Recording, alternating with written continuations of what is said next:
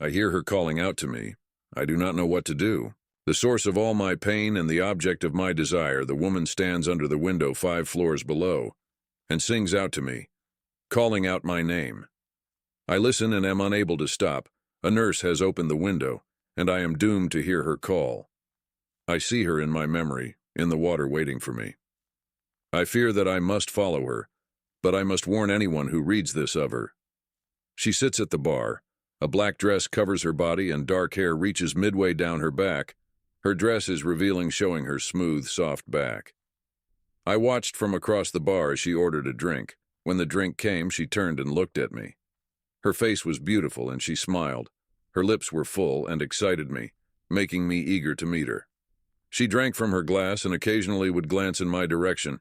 Each time a piercing thrill stabbed into my heart. The excitement was beyond what I could bear, but something was stopping me from getting out of my seat to get to her, as if a more knowledgeable part of myself knew the danger that she was. The woman put me in a trance through her glances. I couldn't stop myself when she stood up and my feet took me along with her to follow. My mind was left behind. Reason and knowledge were gone. All that was left was savagery and primal desire. As I followed the woman, she maintained a distance from me, but she kept glancing back at me, throwing a cunning smile in my direction. "Where are you taking me?" I called out to her. She didn't change her pace, but she looked back, giving another smile. "You'll see."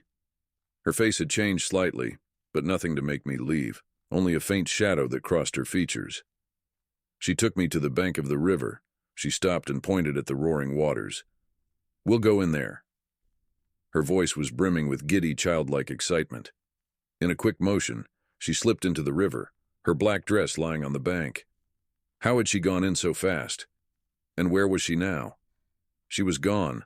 All that existed was the black river, only slightly illuminated by the moonlight.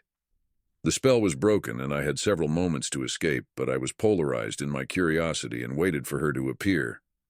Then her head surfaced from the water. Her face was different, and I could tell something was wrong. I started to turn around, but then she began to sing. The song was haunting but wonderful.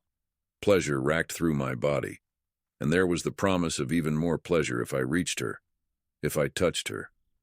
I began to run towards her against everything telling me not to. Electric pulses of pleasure ran through me as I jumped into the water, swimming out to her.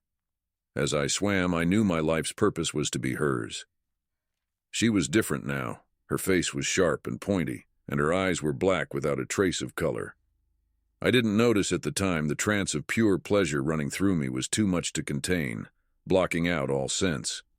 I was upon her suddenly. I brought my mouth to hers and my body pressed against her, but I was not met with pleasure nor the sensation of a body against mine or a warm mouth. The pleasure was denied of me. Rather, I was met with pain. Teeth ripped into my mouth, and a tongue wrapped around my own and pulled it out. Instead of a woman's body against mine, a scaly form of a fish pressed against me. Claws ripped into my back, pulling it apart. The pleasure was gone, but so was the pain. Numbness overtook me. I pushed against her and began to swim away. She swam after me, but a wave carried me back to the shore while she was left behind in the river. I was able to walk on the shore to the side of the street before I collapsed. I was found and taken to the hospital where I now lie in a cot. I survived by the right flip of a coin. I wish that I had died then. I would not be faced with the agony I am in now. She has found me, and she will not be denied her victory. Her call sings out to me, beckoning me to join her. I've been in here several nights unable to do anything but lay awake in my bed listening to her song. I do not know how much longer I can take of this. I do not know how long I can resist my longing for her before I leave my window to join her.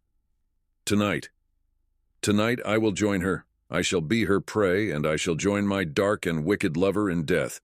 The window awaits. I shall leave through the window to meet with my monstrous and beautiful lover.